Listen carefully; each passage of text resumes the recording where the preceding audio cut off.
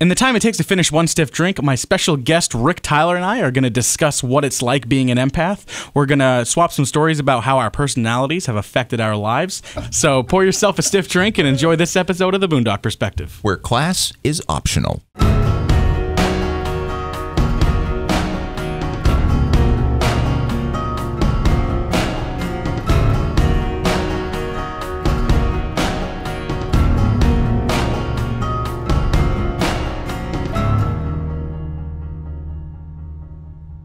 It's yet another carefree day in Maine, and you're listening to The Boondock Perspective, the show that not only loves new viewpoints, but fully embraces them. Here with me this week to laugh, chat, and for the first time ever, neither of us will imbibe, Ric Tyler.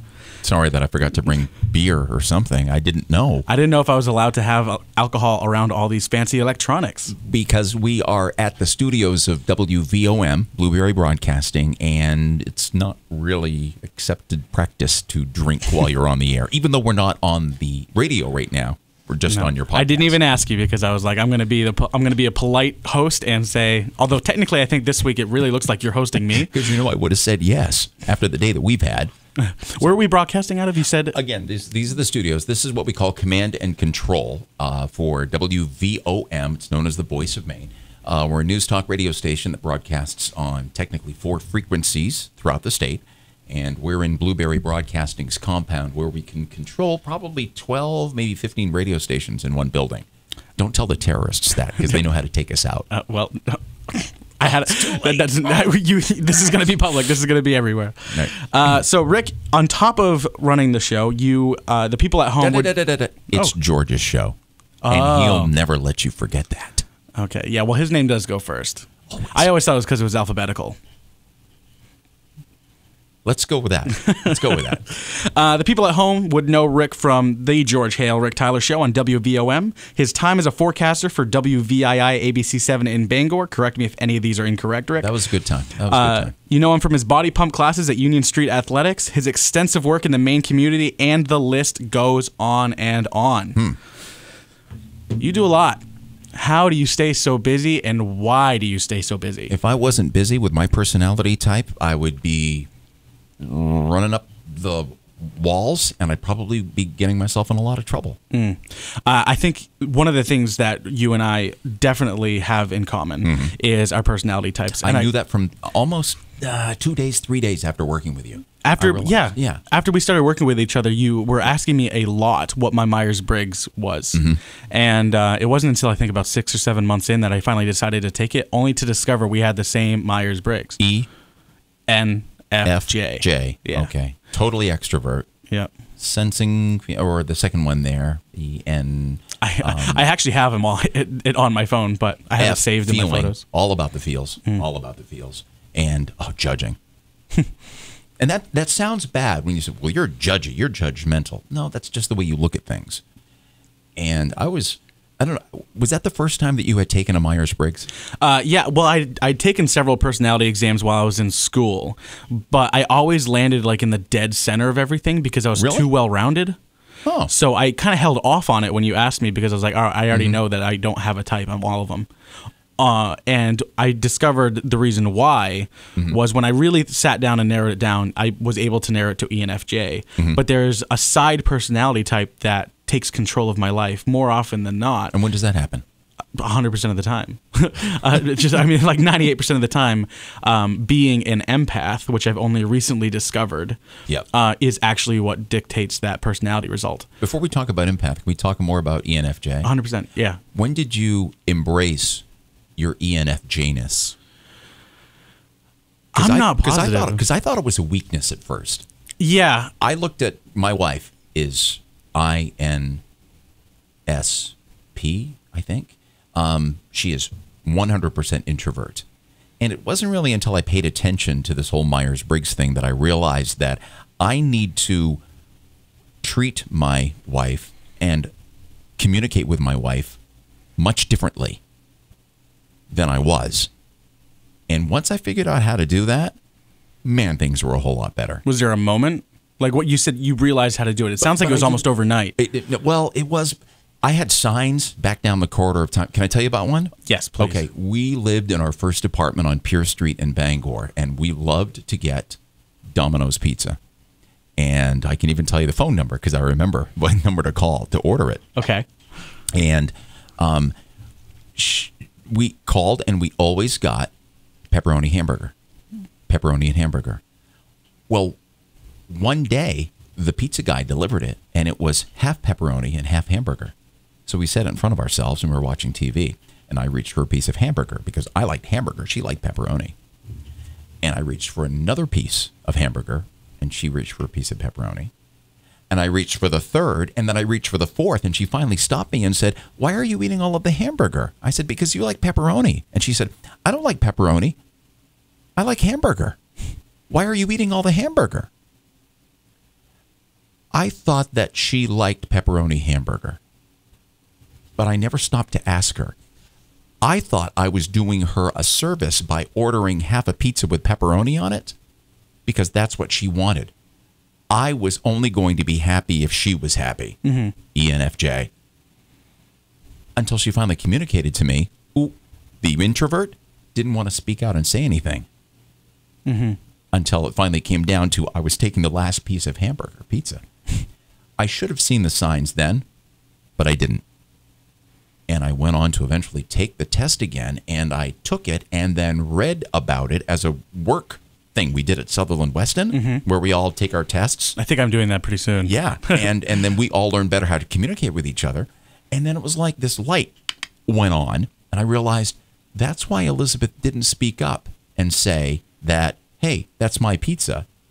She thought she was taking care of me. I thought I was taking care of her, and we didn't say a word to each other. Now, I know how best to communicate with her and others. I know how to do it. It doesn't mean I always do it, okay? Because we often forget. And, but there was a concern that I had. I felt like Myers Briggs was going to entirely define who I was, and there's a danger in that. I think. Yeah, it's good to know, to recognize your strengths, to recognize maybe what you might perceive as a weakness, but realize that doesn't define you. You can still define yourself. That just helps guide us. Did you have a similar experience? When I took ENFJ, when I really took the exam, or it's not really an exam, right? I'm not getting graded. Test. But when I took the test, I did it because for a long time I felt like I didn't belong. So when I took it, it wasn't because I wanted to figure out how I communicated. I wanted to figure out why I felt alone. So I actually just took a lot of tests, and I got no results. Oh. And it was because I was too well-rounded. It was like, you're the rarity. We can't define you. And that is a really crappy feeling to have, both as an adolescent and to lack as definition. A young adult. It's just, it's like, oh, by the way, you're everything, so I'm alone. Because when you're everything, you're nothing. Yeah, right. You don't stand out. You're just, I'm able to, it doesn't matter who I'm talking to. I can kind of adapt my personality to fit any situation. And it doesn't feel like I'm faking it. I'm just being the best version of myself that is going to get along best with other people. So why didn't you find solace in that? Why didn't you just say, okay, that's who I am? Because at the time I didn't look at it like that. At the time I felt like I was alone. At the time I felt like I had no personality. At the time I felt like I was numb, and I just took on other people's personalities. Like I was faking it too comfortably. And why did you do that? Because you wanted to... I don't want to wrong anybody. I want to make sure I get along with everyone. And that's ENFJ. We are guardian providers in a way. We want to make sure that we're not happy unless everybody else is happy. And then we can put our head on the pillow at night and we can sleep. And I always thought that was a weakness, especially compared to all the introverts who are branded as like the scientists and the thinkers. I always thought, well, they're better than I am. And there are times I still do. Yeah. Because that's inherent in our personality type. But we certainly have our strengths compared to others.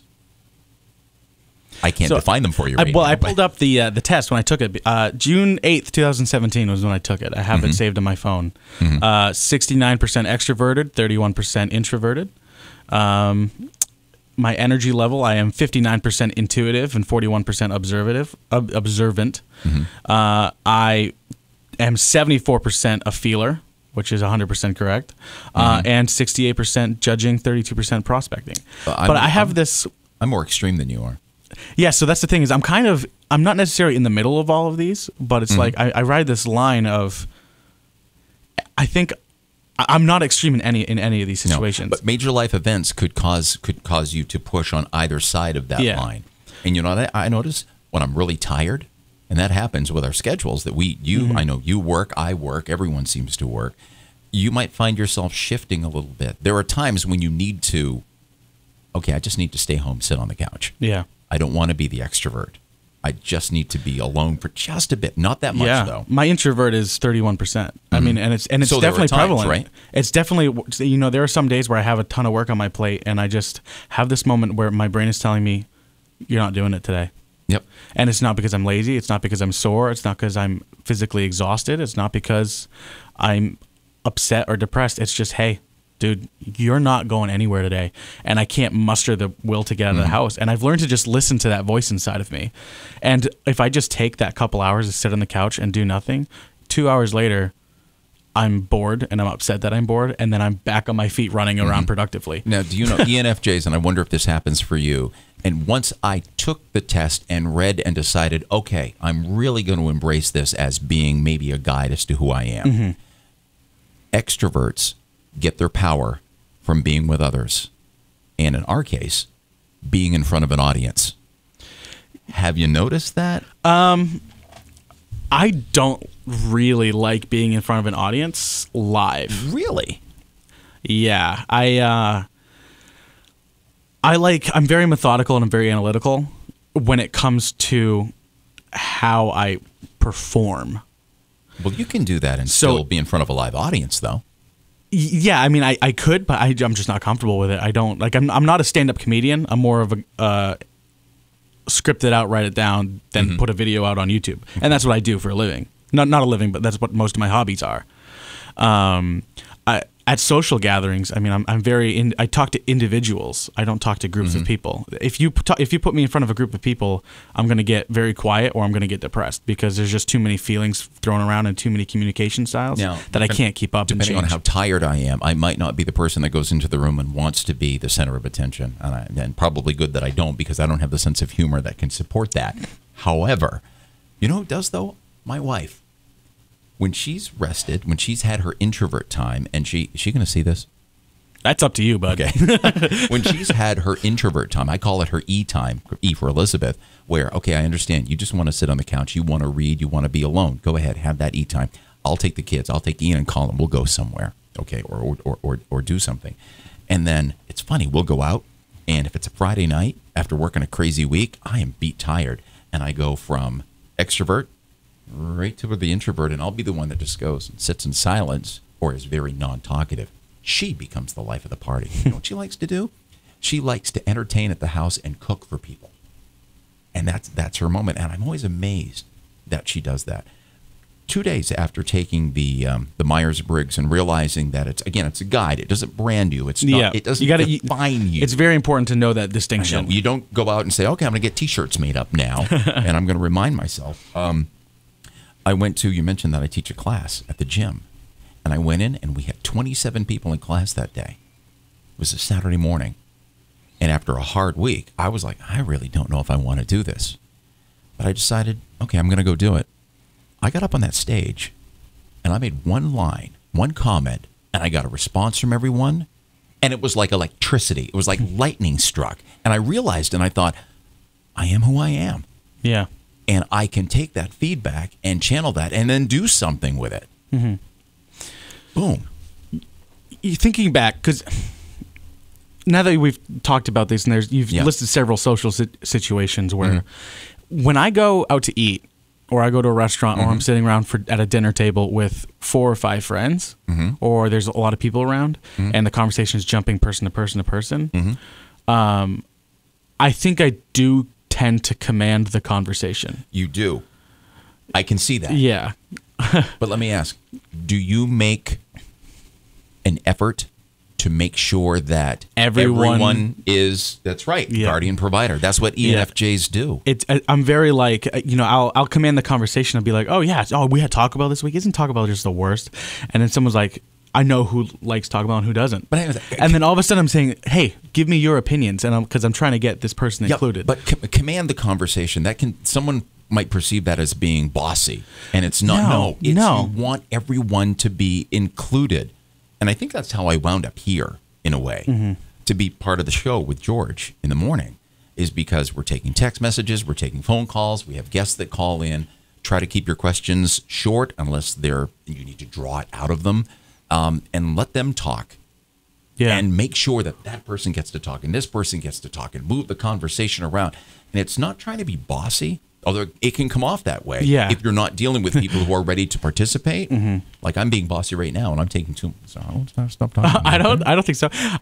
But it's funny because I have my next comment locked and loaded. You know what I mean? It's on the other side of it, when I am, again, let's say I'm out to eat, and I go out to eat with a lot of people in my industry, right? I have a lot of videography friends, photographer friends, so we go out to eat, and there's usually 4 or 5 of us, but then, a couple of them will bring their girlfriends, and then out of nowhere, I'll just kind of notice, you know what, this conversation isn't for them, and I'll ask, hey, how's nursing going? Like, I heard this passed in the legislature. I'm not trying to get political right now, but I heard this pass in legislature. Like, what is your opinion on this? And it's just all of a sudden they get this opportunity to shine and talk for 3 straight minutes in the conversation. And it's not a conversation for anybody else. And it goes over my head. But now I know that they felt included. And it just makes me feel better at the end of the day that they don't go home like, oh, that was a bad dinner. I didn't get to socialize. And I also feel like I don't feel bad because I completely dominated and didn't allow somebody the opportunity to talk. Because if she never talks and I went home, I would think about that for days. That takes us back to empathy, which is what you shared before. Yeah. And I wonder about that. Because I guess you really have to trust how intuitive you are, or how perceiving, how observational you are, to find out if that person, they're not talking because they feel uncomfortable, or they're not talking because no one has given them an avenue to talk yet. So you've got to sense that. You've got to watch for it and then trust that, okay, they want me to interact with them. And understanding Myers Briggs helps you to be that facilitator that you're kind of made to be. In the gym class that we teach, I can tell who's the introvert. I can tell who's the extrovert from where they position themselves in the room. In the room, geographically. Because they don't want to be. You've taken a class. Yeah. We got to talk about that later. You were in the back on purpose because you had cameras all around. That would have been my optimal place anyway. But you can see the extroverts are okay being in the front row, knowing that there's someone behind them. Introverts want to be in the back row more often, okay? Extroverts are the one that talk even when they shouldn't be talking because they're out of breath, okay? The real introverts are over on the side, and they don't want to see themselves in the mirror. And you want everyone to feel included, so you don't call them out on something, but you offer some encouraging words. Just a little phrase. Nice job, Audrey. Yep. Or if you know someone if there's a quiet moment and you know someone who's the extrovert, and you can joke with them a little bit. Andy's in the class. Andy, is that as low as you can get your back knee? Really? And he'll laugh about it. But it makes it more interesting. And you've got this facilitating mind going, can I do this? Can I bring this person in? Because it helps it move a lot faster and hopefully a lot more interesting for everyone in your class. Yeah. That was a very interesting experience. When you took the class? Can we talk about that for a bit? Let's talk about that for a moment. So that was very tough, right? So just to recap the reason why I was there. Well, just say, okay, while you were there, and then I got to ask what you just said, why it was tough. Why it was tough. Yeah, okay. Remind everyone why you were there. I've gained a lot of weight since high school, and I am on a journey for weight wise. Yeah. Or I think I was around 170 at my peak, at my prime. We all were. Yeah, we all looked good in high school, right? But I was athletic, and I was. Did you play football or? We didn't have football. I graduated with 5 people. You think we had a football team? 5 people. Well, you could have a squash team, I suppose. Yeah. We had a baseball. We had 3 sports, one for each season of the year. Yeah. That we were in school, and it was baseball, basketball, and golf. Okay. I did golf 1 year, but I played baseball for 5 years, just all through varsity. Okay. We had to start in 8th grade because they didn't have enough numbers for a team. Yep. But so I was always very confident in what I looked like, even though looking back, I feel like I was kind of gangly most of those years. But I gained weight very fast for multiple reasons. What happened? Mental health, newfound freedom, triggered mental health, but also growing up where there wasn't a McDonald's or anything for 90 miles. I was doing that every day. You know, it's really convenient. Yeah, it was Out just of college, working on my own, I'd go buy groceries at Shaw's after work late at night, and the Burger King drive-thru was already open. So I'm coming home with like 4 bags of groceries, but I still got a double Whopper with cheese in my hand. Yeah, it's exactly what I was dealing with. So after dealing with weight for a very long time, I'm out to lose it. Mm-hmm. And I've talked on this podcast several times now about, you know, how my dad got sick and now he's better. And now I've made this promise to him and myself to do this 500-mile hike through France and Spain. So I'm going you through pick that. something closer, you know. France and Spain are way over there. Well, I've had the opportunity to go hiking with him several times, but I turn it down. The only time I've ever been intrigued by a hike was this hike because it's cultural. You don't have a tent, you don't have a sleeping bag. Every 3 miles there's a town. You stay in a hostel. There's new food. Some places have wine on tap. Okay, you had me at wine. Yeah, there's churches. There's incredible architecture. Like you're walking through towns and villages and sheep and farmland, and so that intrigued me more than anything. So that's why I'm going on the hike. Or a large portion of why I'm excited for this one. The excitement of walking through sheep loses its shine pretty quickly. You should realize that. Oh, no, I'm ready. I just want to fly a drone through them. That's all I want to do. That's how I'm thinking. That's how I'm thinking. Just the shots that I could get. But at what point in time did you come to realize that, you know what, I got to make this change? What precipitated that? What changed? What hit? 2 things happened. I was at a party and I was drunk with a handful of friends, and my younger brother was there. And this guy's got like a 1% body fat. You can see every single ripple in his muscles when he just moves his fingers in his forearm. Like he looks great. Is he muscularly thin, or is he like Mick Jagger gangly? No, thin? he's muscularly thin because he works and he works very rigorously. And he kind of pulled me outside. We went outside to pee because we were 2 drunk guys at a party. We had to pee, and you go together, and you just, you know, shoot the shit. And he's out there and he goes, you know what? You're like my best friend, and you used to look so good. You're such a good looking guy. Like you could look so much better. And it was a concern for my health. That's okay. And he is not an emotional person at all. And it kind of came out right. Your sober thoughts become your drunk words. There's truth in wine. Yeah. And I've heard it 1,000 times from, you know, parents, family, relatives, friends who just say, you know, you gain a little bit of weight. You should why they said it, but you didn't respond? Why did it take your drunk buddy out on a pee break? Because he's not the person. He lives his life. It was my brother, and he lives his life. He doesn't. You live your life the way you want. He doesn't judge. He doesn't talk to you about it. He doesn't get emotional. And he was very upset by me being overweight. And so that got the ball rolling in my head of like, you know, I've been on this spiral for a long time, but I've been embracing the spiral. I've been leaning into it because I've been happier because of it. And made you happy? Being overweight, I felt way happier overweight than I ever felt thin. And I never understood why. And it turns out that empaths have they're a lot more prone to food addiction in general, but food addictions, because of the endorphin release, and they treat that extra layer of fat as an absorbing cushion of just like when the world's hitting you, it can get absorbed into this extra. I've never understood it. But isn't that dangerous? Our happiness depends on other people. Yeah. And that's not right. And we've got to come to a point where we realize that, okay, other people being happy, yes, that can make us happy, but we've got to find our own way to make ourselves happy. We've got to become our own best friends. Yeah. So it was more of a coping mechanism, the food. And I always knew it. But then having this conversation with my brother Lucas, that got the ball rolling in my head of like, you know what? It's been 4 years. You've gotten over your hitches. You've overcome the obstacles that you were facing when you started gaining weight. You know, all the things that upset you, made you anxious, made you stressed, you've overcome and you've learned to figure out. Now it's time to figure this out. And then a couple days later, I just bent over and my nipple touched my belly. Okay, this was the real moment that it happened. That's the real moment that it happened. My nipple touched my belly. And I was like, this isn't okay. And that's the moment where it was like, I was out to be better, not out to be be way healthier and lose a bunch of weight, but out to be better. Started eating a little bit less, going out to eat a little less often. And that's so hard to do when the convenience is there. And substituting certain food I would have. Instead of having wheat bread, have white, and then change to a healthier bread, and then change to wrap. Just slowly kind of backing up how I'd eat. Change mayo for mustard.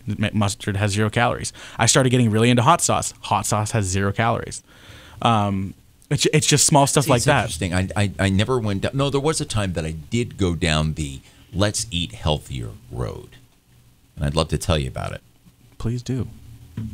That sounded insincere, but I'm looking at the stopwatch of when I need to cut those cameras. That's what I was doing too, thinking, do we have to take a commercial break and come back with a story of when Rick's nipple touched his belt? No, in a different kind of way. If you can squeeze it in 3 minutes, it's yours. I was depositing a check at the drive-thru at a bank in Ellsworth. Oh, I was like depositing a check at a fast food drive-thru. No, I was depositing a check at a bank in Ellsworth, and I was in the second lane over, and I put the pneumatic tube, put it in, looked over, and I saw a guy in the bank, and he was round in the face. And I moved my head, and he moved his head. And I moved my head again, and he moved his head. And I must have sat at that drive-thru for an extra 60 seconds after the pneumatic tube came back. And I even remember the teller saying, "Is there anything else I need to do for you, sir?" I said, "No, you've done quite enough." Because I realized that was me. And I went back and I took a hard look at myself. And the girlfriend I was with then, we went on this crash diet. And I'll tell you this, I crashed even further when she left me. And I went from 194 down to 156. And that wasn't healthy at all. But since got myself back to where I wanted to be. And now today, I made this conscious effort to maybe eat somewhat wisely. But I still spend time working out at the gym, and that helps balance weight. And so you focus the effort in the exercise heavier so I can than... keep up with my kids. Yeah. Because I need to, because they're getting fast. Yeah, one's in high school. One's halfway through high school. One is a sophomore and is on his way. And I think in 2 years, either he's going to leave the house and never come back, or he's going to live in the basement forever. And I don't know which scares me more. I feel like there's a lot of parents who've had that fear. I definitely triggered that fear in my parents. I mean, my parents were scared I was coming back. I'd come home from work and they'd shut out all the lights, lock the doors. It's funny. I've changed so much since high school, and you're going to change, but you're like, I'm not going to change that much. Right. And you give me 2 years, and it was at the point of, I broke ties with everything in town. I mean, I go back and I visit my family, and I go back. I regularly and consciously make an effort to go back and experience the things that deserve to be experienced. My family, a few good friends, my dad's pizza, right? These very specific things, ice fishing, recreational activities like kayaking, camping. But I'm working on maybe doing this potential gig in my side projects of recording a family high school reunion, and the reunion class is only 5 years old. It's the class of 2014, and I'm like, does that warrant a reunion?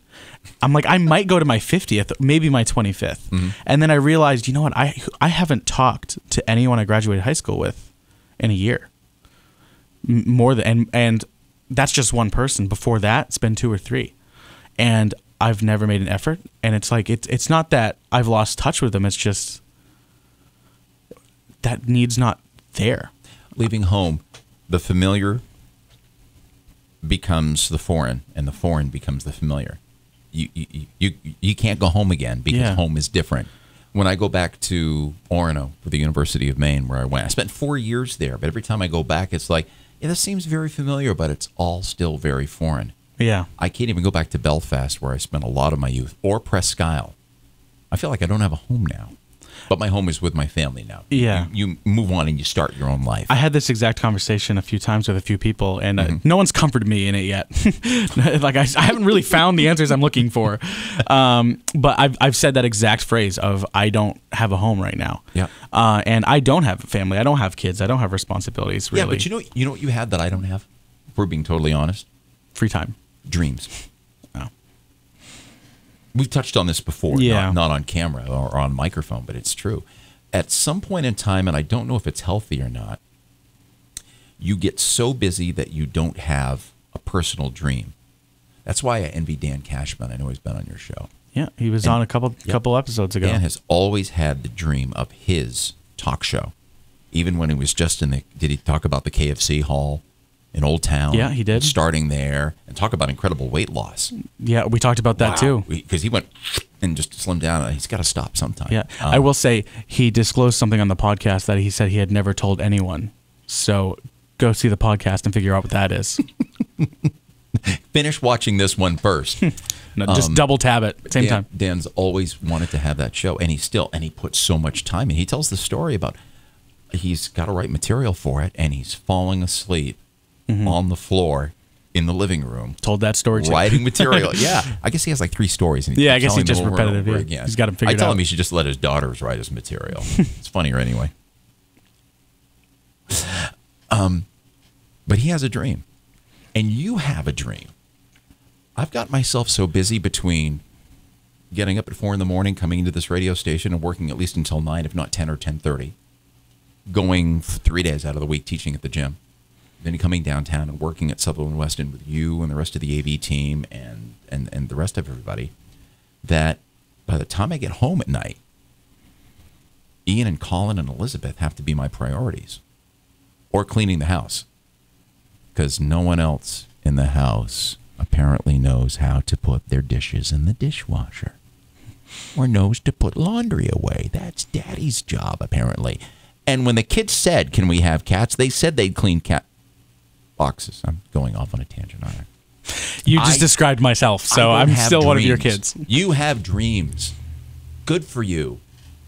I don't know when I'm going to be able to sit down and dream again. And when I do, I don't know if I'm going to have the energy to see them through. That's what scares me.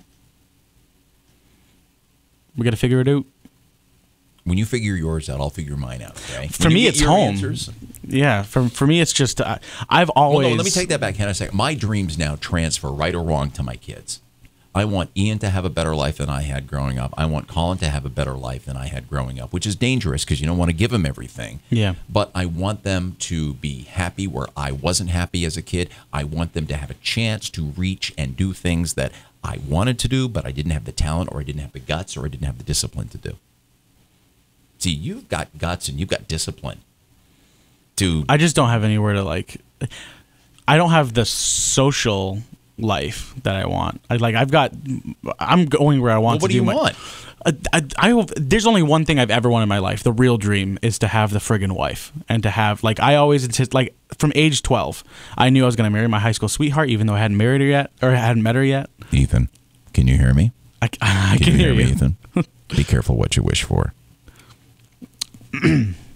Your wife is my boss. No. I'm very happy. I'm very happy with Elizabeth. Someday, another podcast, I'll tell you all the crazy, kooky, God-designed ways that we were brought together. So if ever we do have a fight over pepperoni and hamburger, we know without any doubt whatsoever that this is the person I am meant to be with, and these are the children that we are meant to have.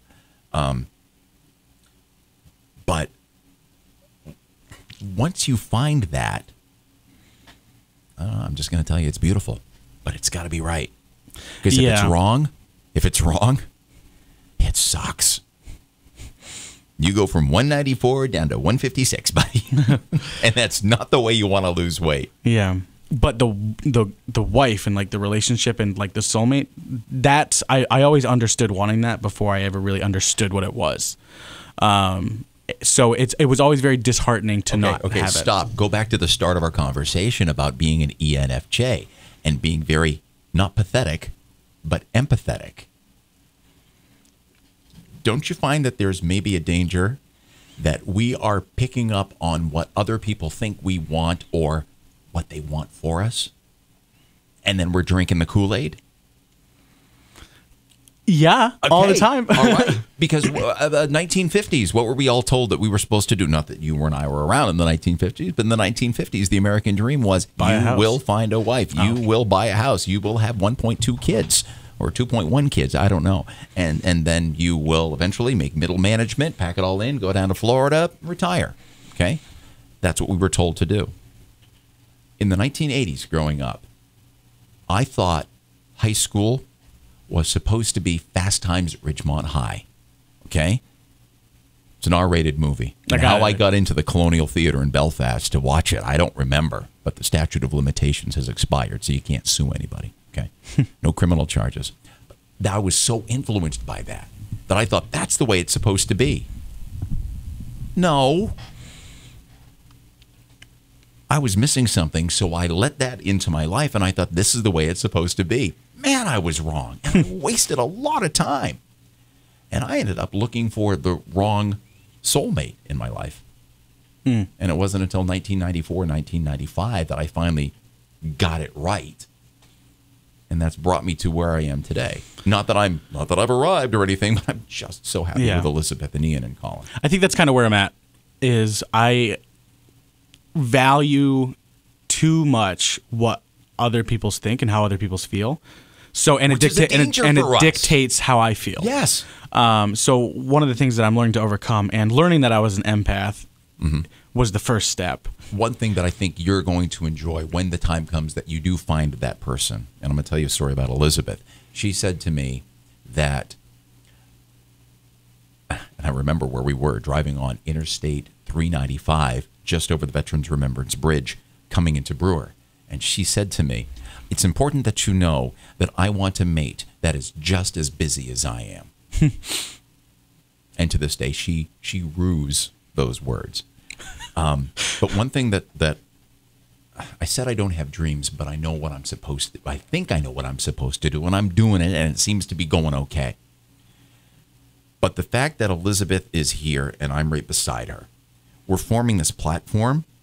So if I know that she wants to now reach and serve on some board for the Bangor Symphony Orchestra or the Convention and Visitors Bureau or for whatever organization, I'm going to say to her unconditionally, it might get a little rough sometimes, but I'll say, okay, you go do what you want to do or what you feel you're called to do. I've got Ian. I've got Colin. Go do what you need to do. And at the same time, she will say to me sometimes, look, I know you want to go host this event or be a part of this or hang with Ethan to be a part of his podcast. I got the kids. You go and do what you need to do. You create this platform for each other from where the other can jump up and do what they're supposed to do. And in case something goes wrong, you're always there to catch them. My hope is that when you do find that person, they'll be just as busy as you are, but they'll be ready to support you in everything that you're dreaming about. Yeah. Or everything that you're called to do. So that's the dream right there, Rick. That's all. Yeah, that's what I'm looking for. One of my favorite quotes of all time is from, first of all, How I Met Your Mother. I've seen it 55 times. Like, I swear to God, I binge watch this all day. I haven't seen a single episode. Whenever I go through like a breakup, I rewatch it because it like reinstills hope in me. Really? And there's at some point in I think it's season 4, this guy gets left at the altar. Mm-hmm. And this is actually a very inspiring moment for me, which is bizarre. Guy getting left at the altar is inspiring. Several episodes later, he runs into the girl who left him. Mm-hmm. And she has this joke where she says, she gets pulled over, and the cop goes, do you know how long I've been waiting for you? Because she was speeding down a road where nobody was really on. And she goes, I'm sorry, officer, I got here as fast as I could. And then she twists that to be like, the girl who's coming to you you're going toward each other as fast as you can, and you can't rush it and you can't slow down. That is absolutely It'll happen true. when it happens. As soon as you, there was a Winnie the Pooh movie that came out recently, mm-hmm. and in the trailer there's this killer line that Pooh says to Christopher Robin. I usually get where I'm going by turning. I'm paraphrasing. I know I've got it wrong here. Look it up, okay? After you watch the Cashman podcast. The way I get where I'm going is to turn my back from where I don't want to be and start walking. Mm-hmm. Something like that. Ooh. Okay? And you know what? If that's not the line, I'm going to claim it right now. Okay? That's mine. But as soon as you start walking away from what you know is not right, the sooner you'll get to where you're supposed to be.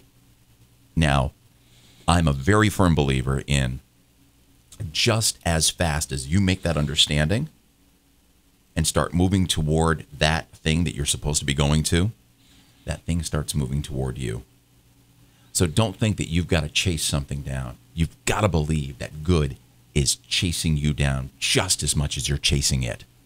And if that's all that gets you out of bed in the morning at 4 a.m. when it's really cold and the toilet seat is freezing, I'm sorry, was that a little too much information? No, because it's true and everyone resonates with that. It is. It is true. But you almost just made me cry, and then he said a joke, and it's good. It's good. Sorry. You took it off. Too. Yeah.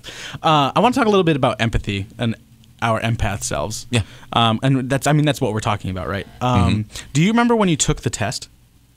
Or did you get diagnosed? I got to rewind. I've got to tell you that I took the test in college, and I didn't pay attention. The results were right in front of me. I have it. You want it? It's like, well, no. It's 17 questions. I don't need to take it again. Oh, I took the 98 question version. Okay, and I paid no attention to what the results were.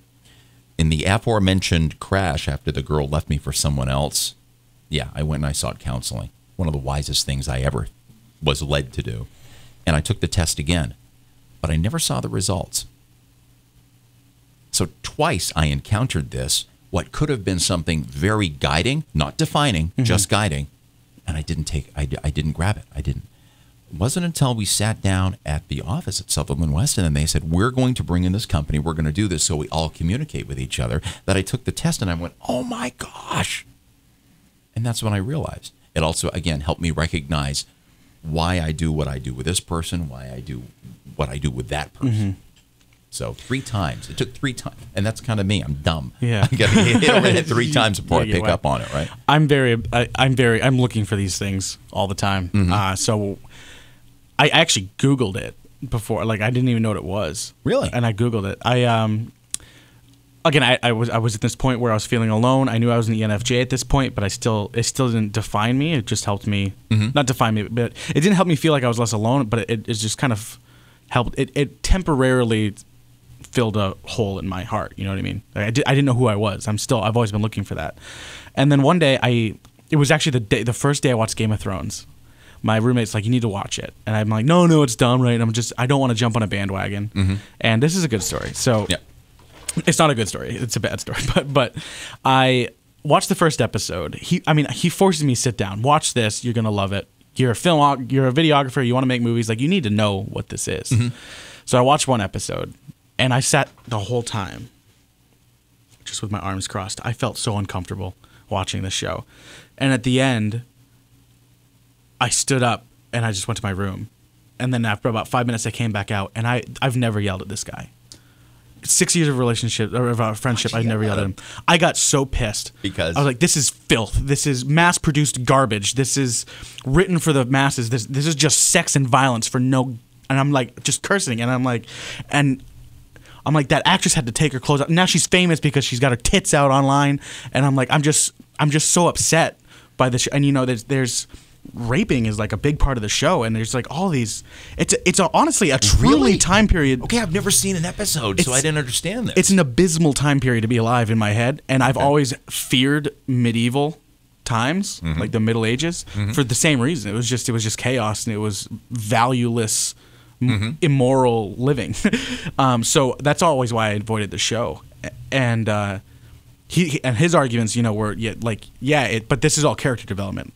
And I'm like, yeah, I know, but I don't want to see this. I don't want to, okay, say she got raped. I don't want to watch the rape. You know what I mean? It was just all these things. And it was, the next day I kind of broke it down. First of all, I apologized because I unleashed hell on this guy.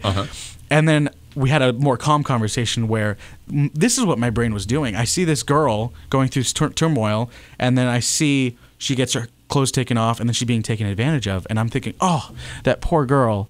Oh, that poor actress. Oh, that poor actress's parents. You're reading so far into it. I don't need to be. But I also know that there was a point in her contract where it was in her contract that she's no longer going to be getting naked. So at some point, she did something that she was once upon a time uncomfortable with, as proof by later contract.